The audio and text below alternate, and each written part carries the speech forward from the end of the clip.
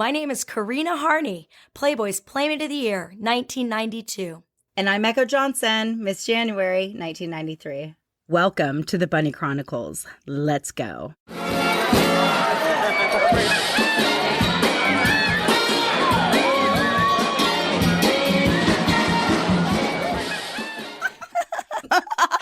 Hi, my name is Karina Harney, Playboy's Playmate of the Year, 1992. And I'm Echo Johnson, Miss January, 1993. Welcome to the Bunny Chronicles. Let's go. Welcome back to the show. We're coming at you today with another good one. We know how much y'all love the Butlers. So we're going back to the early 80s. We have Mitch Rosen with us today. And we've been trying to get Mitch on the show for a minute. So this is going to be a really good show. Before we start, thank you to our audience for following, liking, subscribing. Please leave a comment down below if there's anything in particular you want to know about. So Mitch Rosen was at the Playboy Mansion from 1983 to 1989. And these were the years of Carrie Leigh, which I would say was probably one of Hef's more prolific relationships, one that was often described as difficult. So I'm happy that we're going to be able to delve into that. A quote from Mitch: "I've lived a life that's taken me through some of the most fascinating corners of American pop culture. A career that has taken Mitch from one of the world's most famous private estates to the heart of the Los Angeles music scene, and ultimately into a lifelong career in hospitality where he finds himself today." Mitch has been the recipient of many certifications, awards, and recognition: English and French Wine Spectator Award recipient and the 5 Diamond Award recipient for 2000, 2001, and 2003 in Condé Nast Traveler. That's awesome. Yay. Your father also owned the legendary Sneaky Pete's, which was a very well-known, successful restaurant supper club, speakeasy as well, and it was a fixture on the iconic Sunset Strip throughout the 60s and the 70s. So I would say it was in your blood that you got into the hospitality industry. Something that was really interesting, Mitch, that I saw on your resume, and I was like, my mouth fell wide open. I'm from Santa Fe, New Mexico. That's where I grew up. Lotta green chili cheeseburgers, and you were the area manager for Lotta. What? What? So welcome to the show, Mitch. First of all, thank you both for having me. And I'm so thrilled to be here. Finally, I wish I could hug you both. So happy to be here. Can I tell you how I got the job at the mansion?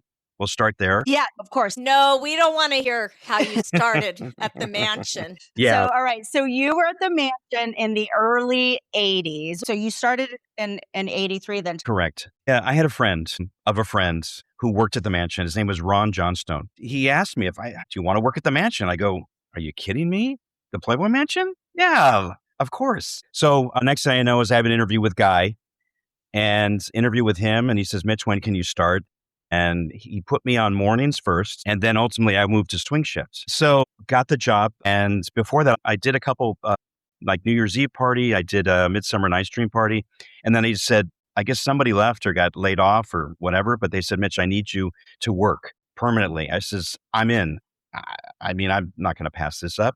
For our listeners, the Midsummer Night's Dream parties were probably one of the most iconic party you could ever attend. Everyone's in their pajamas and his lingerie.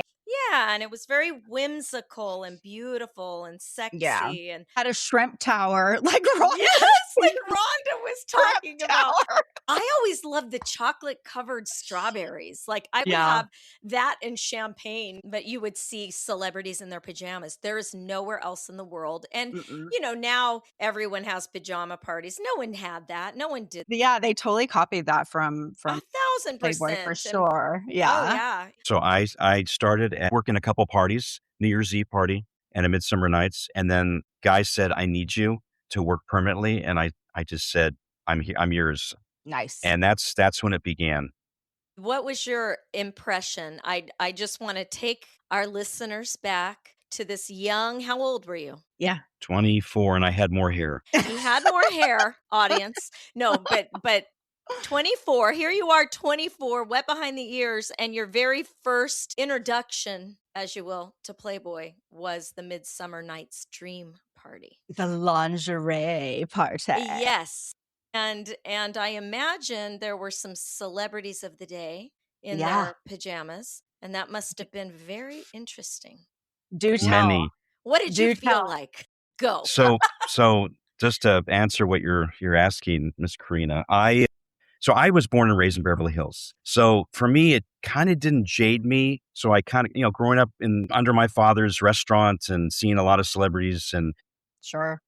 Johnny Carson was a partner of my father's back in the day. So I had a good glimpse of celebrities, and it was like normal to me, believe it or not. And I took it as such. I mean, they're just like you and I were, like how we're talking. So had a lot of encounterings with celebrities. And when I reached the mansion, I was kind of blown away. It's like, wow, I've never done this before. And I thrilled to be and given the opportunity, not only to work for Mr. Hefner, to be a part of that and start my journey. That's actually interesting. I like that history. And I thought about that when I read that your father had that super famous, iconic supper club. Oh, so you definitely had been around that vibe. The question is, having been around so many iconic human beings as wander the hills of the Beverly Hills, I imagine I always say Hef had the best parties ever, but I didn't have anything to compare it to like you. I didn't grow up in Beverly Hills. I grew up in the streets of Las Vegas. What was your impression as far as, being in Beverly Hills? Was it a different side that you didn't know existed, or was it just no big deal because you always went to parties just like Hef? Well, they were a lot more fun and an opportunity I had gone to a lot of the Beverly Hills parties. I mean, there were so many of them, but I think this was, as I was working these parties, I just had so much fun. I just, you would see so many things. I mean, it would take 5 shows to get into exactly what I all saw. And I'm going to be very courteous and polite, but I saw a lot of things go on, great things, interesting things, but it felt normal to me for some reason, because like I said, growing up in Beverly Hills, I thought that I had seen everything, but when I got to the mansion, I understood that this was a different show, right? And I was like a sponge, but I had so much fun. So much fun. Did you ever feel unsafe? Tell us. Did you ever feel unsafe there? And like it was awful? And you were trapped? Did you feel trapped and like the girls were afraid? Did they seem terrified for their life? No, they also had fun. I mean, and we had a sense of family there. Butlers, for me, we wanted to protect the Playmates. Anything that we saw, we when they used to come in and, to the Mediterranean room, which is the breakfast room, and then or the great, wherever, or they're staying on the property, brand new Playmates and this and that. And I'm getting to my points. We were all just a family, when I was there. And that transparent to even further into the, the 90s and the 2000s, et cetera. But I was fine. I mean, I wasn't afraid. I mean, I guess because like I said, I was born in Beverly Hills, so I understood. I wasn't afraid of anything. And I was the guy. I mean, I don't want to say this, I was Butler of the Year, right? I mean, everybody Did you even know that was a thing? Congratulations. No. I mean, back then, I just was, everybody wanted to make sure that either I waited on them or I was there, it was that kind of vibe, but I was never afraid. I just had fun, and even Mr. Hefner, I think when I first met him, when I first, I guess, dropped off his peanut butter and jelly sandwich at 3 p.m. in the afternoon with Lay's potato chips, that if you had any bruise marks on the potato chips, he would say, I need another set of chips.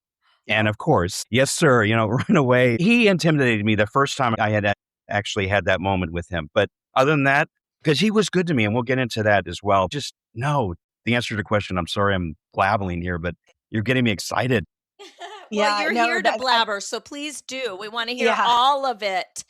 Yeah, that's so true too. We always love to ask about anybody really who worked within the mansion, like, what was it like the first time you met Hef? I mean, right down to the Playmates, it's always that awestruck moment, like, oh my God, it's Hugh Hefner, I think you were surprised at the end of the day of how it was and how he was to you and when you had his like attention. And I do know from what you sent me, that handwritten letter from him, which we're going to put up during the video, butlers didn't get that, Mitch.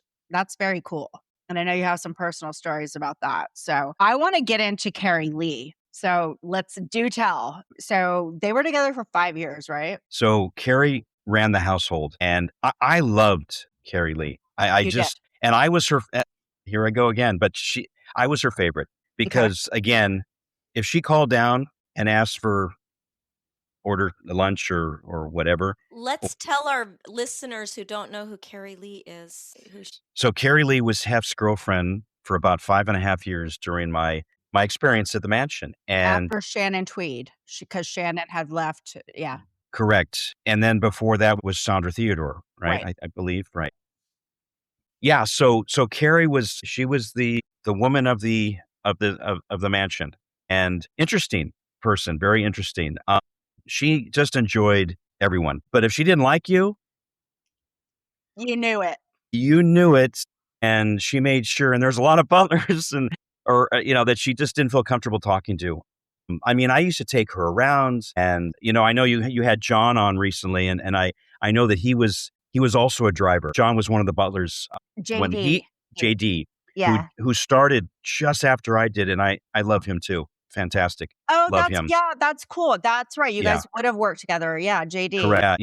His story is interesting as well. Nonetheless, Carrie Leigh was, as I said, very interesting. But if she didn't like you, you would know about it. And Carrie and I had this kind of, I don't know, it was a really good rapport with each other because, again, she didn't feel comfortable talking to most. But when she did talk to you, you had to listen and you had to do what she said.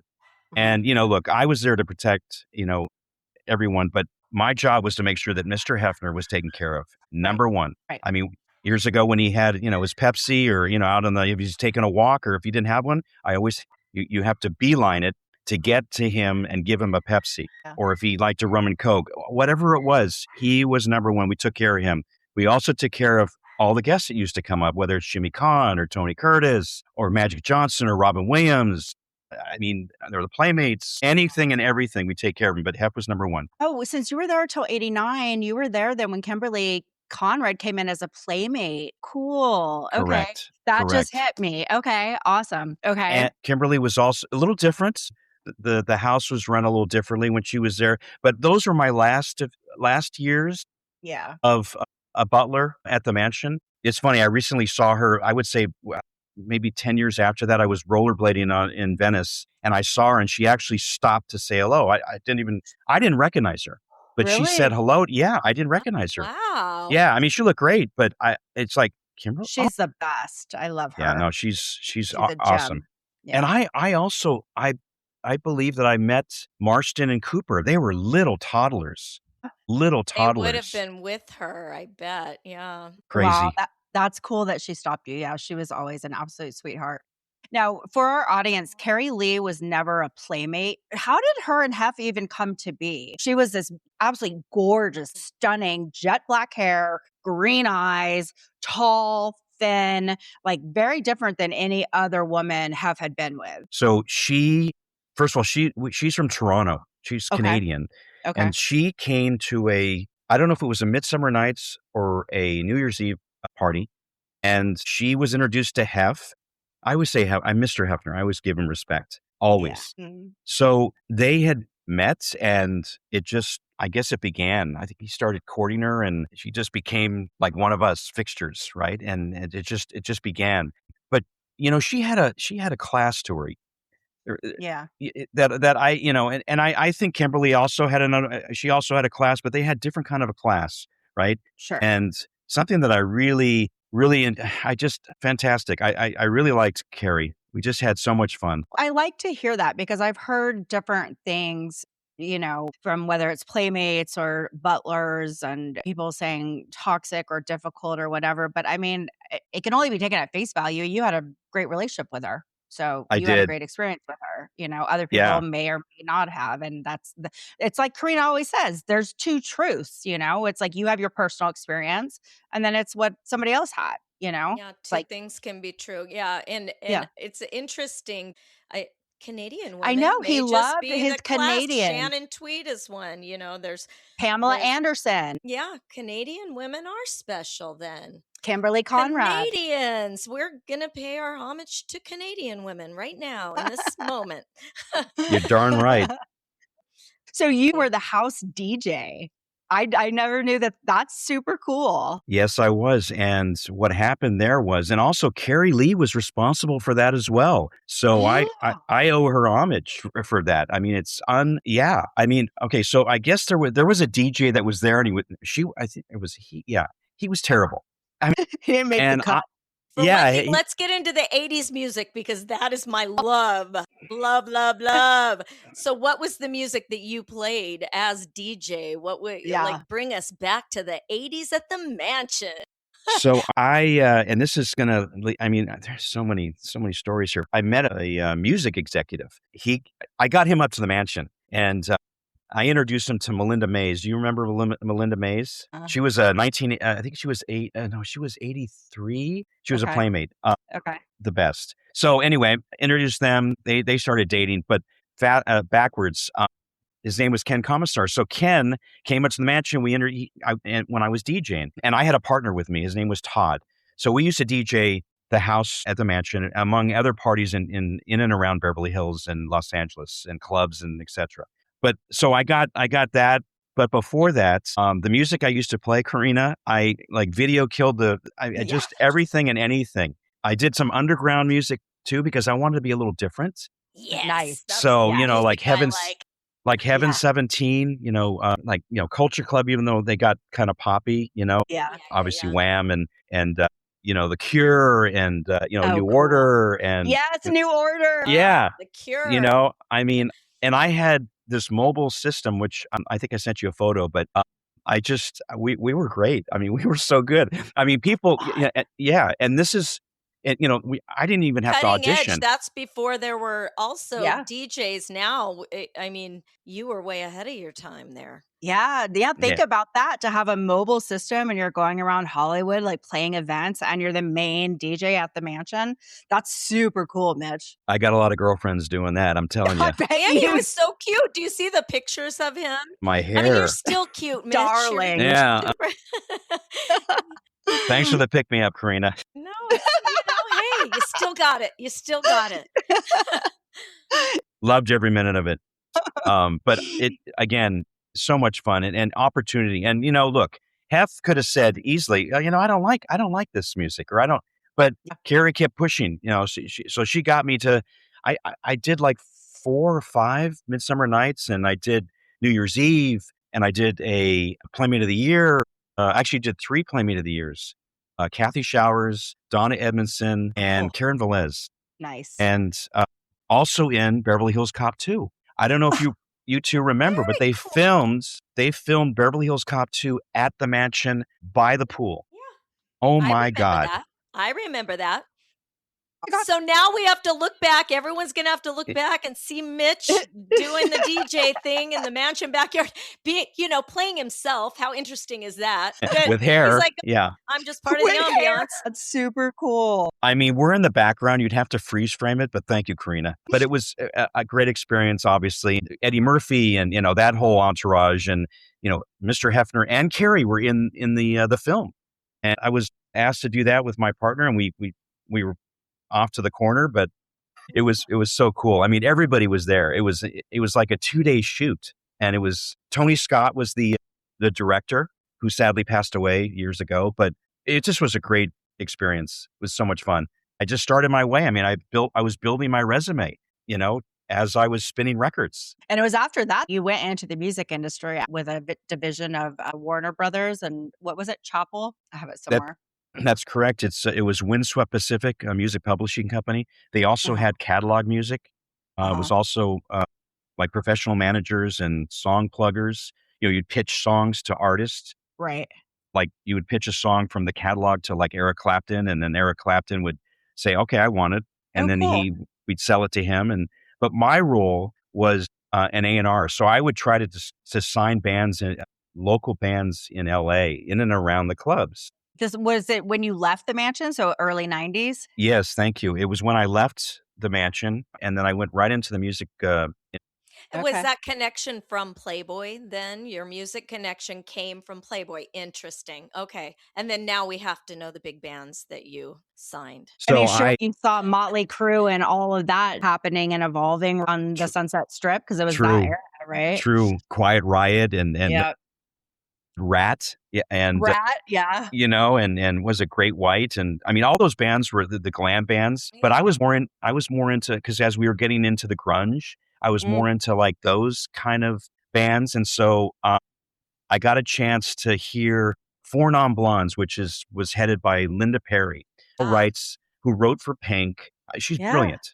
So she was at the Coconut Teaser, which is a local rock and roll. It's like the Whiskey A Go-Go or the Roxy on Sunset Boulevard. So she was playing, and we all knew about it. It was an industry thing, right? So we all went to the Coconut Teaser, and I heard her song, What's Up? And this is before she was signed with anybody. I went right up to her and I says, I need to have lunch with you and the band, because I had an expense account with who I was with, the company I was with, to try to sign bands. So I went up to her and I said, I need to get you signed. We need to talk. So we exchanged numbers and everything like that. And then 2 days later, she was signed to BMG, which is RCA Records. My God, no So, way. Yeah. How's that for a letdown? That's a cool she was story, signed. though. Yeah. She was really, really nice. She was just a nice, and I knew she just had that spark in her eye that you knew she was going to be successful. I didn't realize that she wrote songs for Pink. Pink is one of my most favorite artists of all time. That's interesting background. I was instrumental in signing a band called, they started out a name of Far Cry, but then they became Sun 60 and signed to Epic Records back, I think it was 91 or 90. Okay. And I brought it to Epic Records' attention, which is that gentleman I said, Ken Commissar, who I was friendly with, who I introduced him to Melinda, and that's history. But he swept her up. He swept her up. Thank you. Thank you. Yeah. Thank you. Oh my. And now we all sing it at karaoke every single It's true. Wednesday. That's so funny. True. Wednesday karaoke. That's right, Rena. Mitch, you have to tell us, you have to have several fantastic celebrity stories, but like one or two that stick out in your brain at the mansion. Tell us. I do. I have a Tony Curtis story, which is just, I love. This is, I mean, look, this one just hits home hard because I loved Tony Curtis. The man was charming. Mm-hmm. And he was so sweet, and he was so funny too. So I'm running the pantry, which is the heartbeat of the mansion. It was midweek or so, and I'm the only one in the pantry because it was dinner time. So Tony comes up, I get a call, and every time we got a call from security, we'd always have to enter it into the black book. We all know what the black book is, but for those viewers, for the viewers, I want to say two things, and they've heard the Butlers talk about the pantry. So the pantry was literally the pantry. It was between the kitchen and the two dining rooms. There was the main hall, big dining area, and then there was the med room, and that's where all the playmates would hang out too with the Butlers. Even though we were told do not fraternize, but it was the heartbeat of the mansion. That's where all the calls came through for security. The black book. Go on, Mitch. Absolutely, you hit it right on the nose, Echo. We had to enter everybody's name, so it was documented. Okay, so Tony comes up, he comes into the pantry, and I'm doing, cleaning or setting up for whatever, and Tony says he'd like to have dinner, and I said, absolutely, sir. What would you like? He says, well, I want a steak and a salad. And then he said to me, he says, Mitch, can you join me in the dining room? And I looked and I said, well, Tony, I can't. I gotta listen for the phone, because if Mr. Hefner calls down, I've got to be available. Sorry, because 2 rings, you got to have that right there. Mm-hmm. So I told Tony, I said, Tony, look, I can stand at the doorway between the dining room and the pantry, but that's about all I can do. So anyway, fast forward, he gets his meal. He's in the dining room. So he says to me, Mitch, how long you been working here? So I told him this and that. And he knew this, but he was looking to talk to somebody. So then he says to me, Mitch, did you ever see the movie Some Like It Hot? And I says, well, yeah. I mean, that's with you and Jack Lemmon and Marilyn Monroe, right? And he said to me, he says, yeah. He says, did I ever tell you the story about Marilyn Monroe? I says, no, Tony.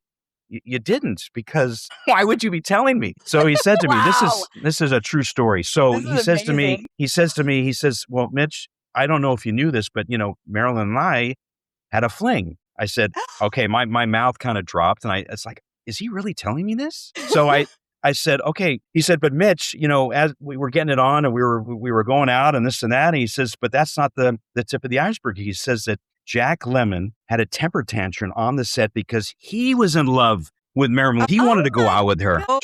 True story. Well, the chemistry with Tony Curtis and her, with all of them, was undeniable. That's a movie I can watch over and over. The chemistry between the three of them, that makes sense. Cool that he told you that. Wow. Amazing. I mean, I told him, I says, Mr. Curtis, I said, I'm going to take this all the way to the grave, because except for now, because now he's gone. And it counts. I'm just kidding.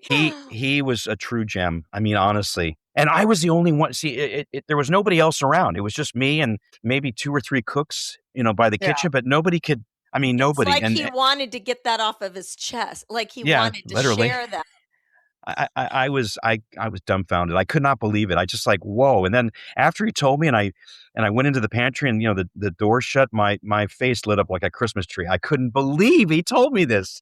Oh my God. And he's one of I always say Tony Curtis was so talented and multifaceted in his craft, and no one saw the tip of the iceberg for that man. I really believe it. I don't think he got all of the roles that even showed a little bit of his talent, which very true. Yeah. He was an artist. He painted.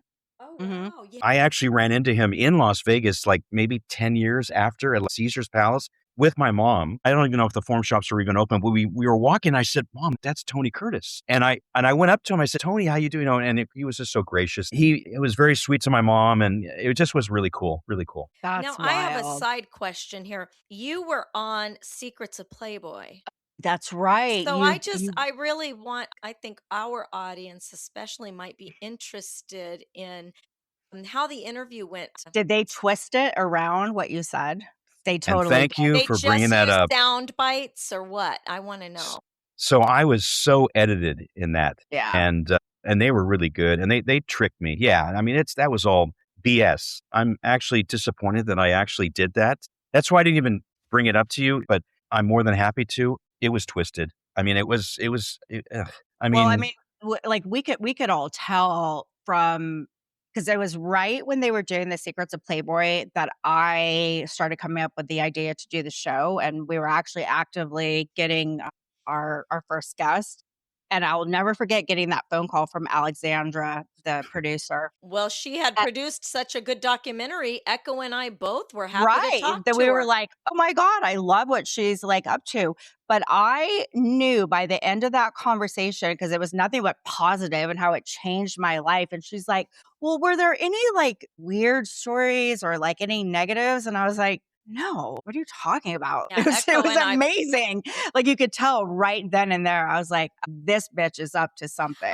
Did they call you first or me first? I forget, but they called all the we playmates. both did the same thing. Echo and I knew we were being baited. I could hear it. I was being baited, and I was not happy about that in the first place. And they were doing the same thing, Echo. They kept saying, well, what about, and they were asking me about other people like that I knew, like Tiffany Sloan, somehow Playboy was the reason for her death. And these are people I know and love. And Stephanie Adams. Like, I know these people. Why are you telling me about these people? I know them, and that's not true. The best time of Tiffany Sloan's life was during Playboy. It gave her a life she wouldn't have otherwise had, and was happiest in her life. So I was like, no, that's not true. So I knew right away. I said, no, I decline. Thanks. Yeah. No, it was just wrong. So they totally took you and your interview and they chopped it to pieces and made it look like something else.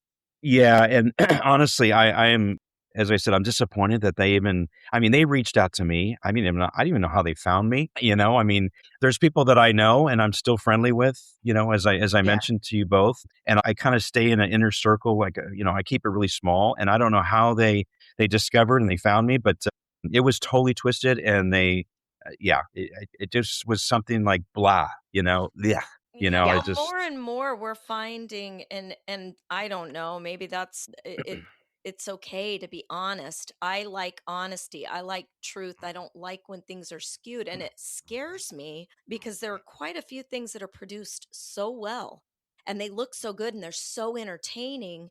And I mean, there are millions of people watching, and they're making millions. And what makes me very sad is when they skew truth, and it makes you realize, what can you believe anymore? Like, what can you believe? Because and people always want to get on a side, and it's so dark and ugly, and that would have hurt Hef because he was very protective of everyone, and it's the opposite of what you get from that. It hurt all of us, and I call us a family, and people, then you'll have people that say, oh, it's like a weird cult. No, it was really like a nice family. It was a wonderful family. business. It was an Yeah. iconic empire only in America. And it's very sad because all of us that knew Hef and knew each other, and everyone, I am not, hands down, everyone that Echo and I meet, like yourself, having you on, have nothing but wonderful things to say.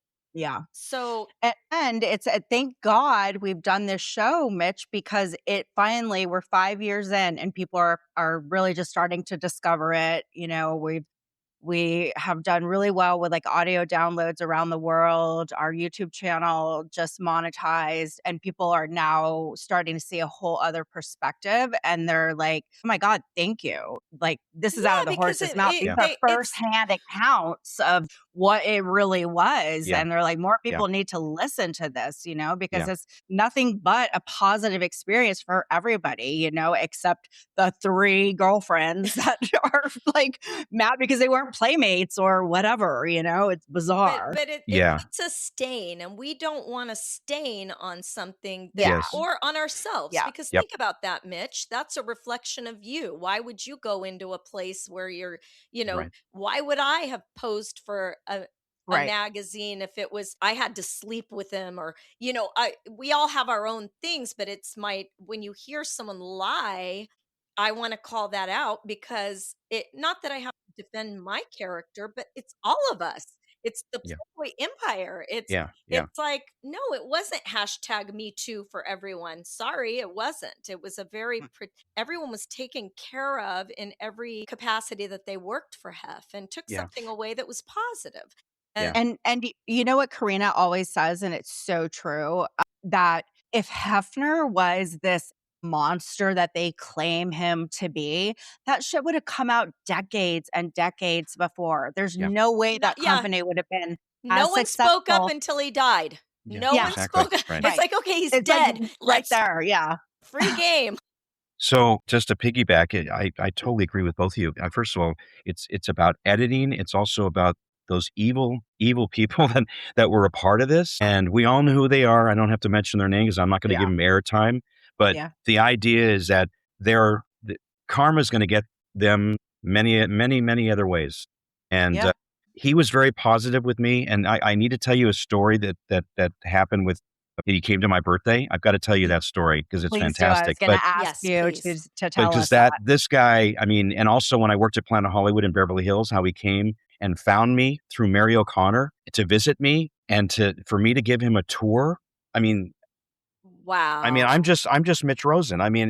This man, class, he was a mentor to me, and he was definitely ahead of his time. Those are the 3 words that I want to say about him because I loved him. I really did. And I miss him.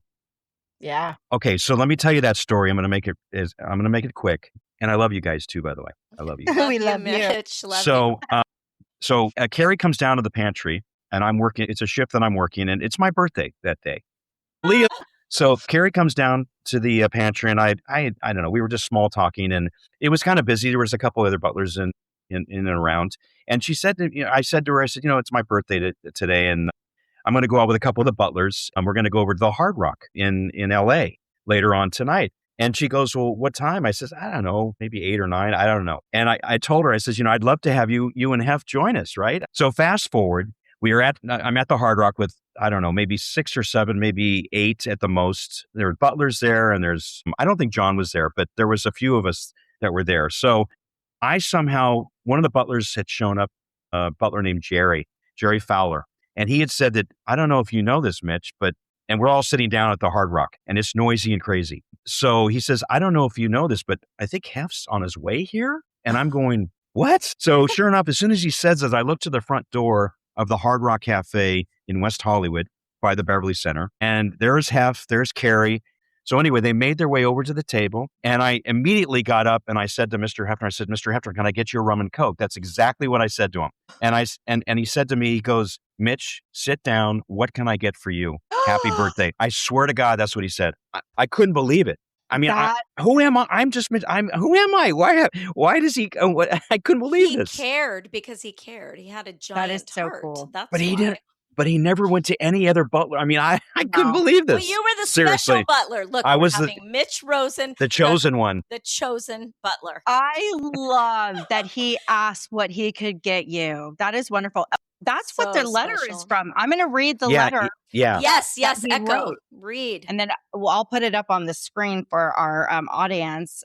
So this is directly from Hef, January 18th. Nice. Dear Mitch, thanks for the tour of Planet Hollywood and the jacket as well. Closing a taped documentary that you may already have, but it is one you may want to share with a friend. Best wishes, Hef, Hugh M. Hefner. That is so cool. So thoughtful. That's amazing. I love it. It's unbelievable, man. Just unbelievable. I mean, I was a manager at Planet Hollywood. I opened 5 restaurants with them, and one of them was Beverly Hills because that was where I was born and raised. So I opened Planet Hollywood. Fast forward, so somehow, some way, do you remember Mr. Richard Rosenswag? Does that ring a bell? Yeah, Dick Rosenswag, of course. Thank you. So he came in one day and had lunch, and we said hello because he was the West Coast PR, if I'm not mistaken. Mm-hmm. I've forgotten. Correct. So he got a hold of Mary. Mary got a hold of me, and Mary said, I want to bring Hef to Planet Hollywood because we had a theater at that Planet Hollywood. We had a game room. So we had a lot of little things that he wanted to see, right? So I said, sure, bring him. Let me know when he's coming. So sure enough, Mr. Hefner comes down. He was with security. He came in, and I gave him a tour. We had lunch. He asked me to sit with him. Now, then I could sit with him because it was different. So we just small talked. And the first thing I said to him when he came out, I said, do you remember me? He says, I do. I do remember you.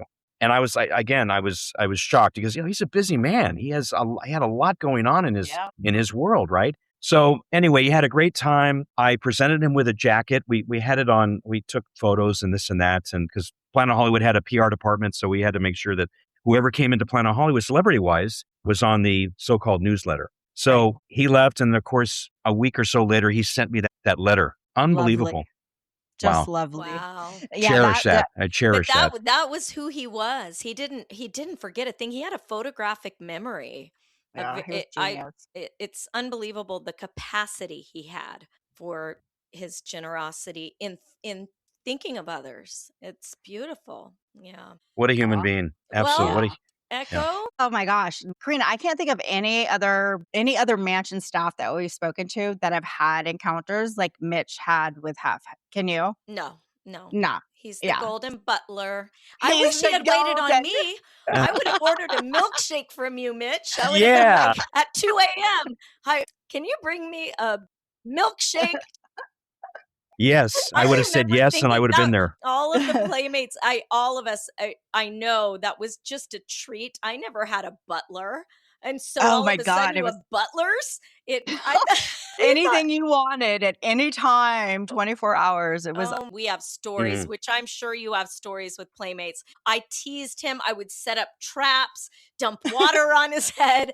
I mean, I was childish anyway. Yeah, butlers, the butlers. We love the butlers. We love the butlers. We love the butlers. And Hef loved the butlers, clearly. Yes. And you had, so you couldn't just be a butler. It was a process. No, a lot of fun. He was a good judge of character. Absolutely. Yeah. And yeah. I mean, to this day, it's the longest job that I've ever had. I mean, that's almost 9 years, 8.5, 9 years. I mean, even, I mean, come on. You loved it. I mean, that's one thing that has stuck out, Mitch.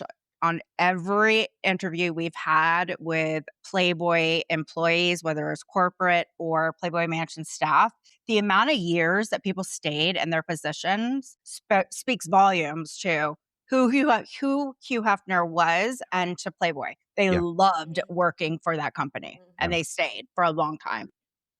There'll never be anybody like Mr. Hefner. I'm telling you. Never, ever. Yeah. We're so, blessed to have been a part of it. And it's so fun reconnecting with everybody. So on that note, as you know, we like to finish the show with 2 questions. You said you already had your 3 words, but I'm going to ask you again.